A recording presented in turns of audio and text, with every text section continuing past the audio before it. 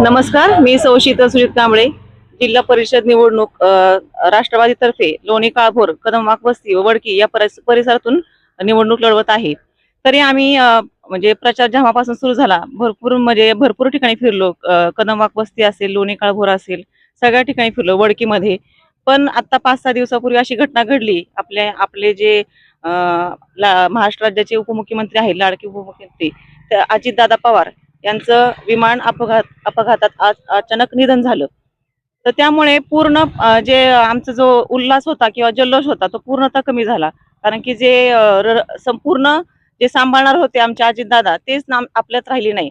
म्हणून थोडा 2 दिवस जरा आम्ही म्हणजे का शोकसभा वगैरे घेऊन आम्ही पूर्ण शांतता पाळली. परंतु दादांनी सांगितले की कामाचा माणूस आणि प्रत्येकाने काम केलंच पाहिजे, थांबलं नाही पाहिजे, असा विचार करून आम्ही आमच्या पक्षाचं काम सुरूच ठेवलेलं आहे. आम्ही जे निवडून दिलेले आहोत उमेदवार ते दादांच्या तर्फेच निवडून दिलेले आहोत. दादांनी जसं सांगितलं की काम करत राहा, तसं आम्ही काम करत राहणार आहे. आणि प्रचार करत असताना आता लोणी काळभोर, कदमवाक वस्ती, आता आम्ही कवडीमाळ इथून आलेलो आहोत. परवा वडकीमध्ये गेलो होतो.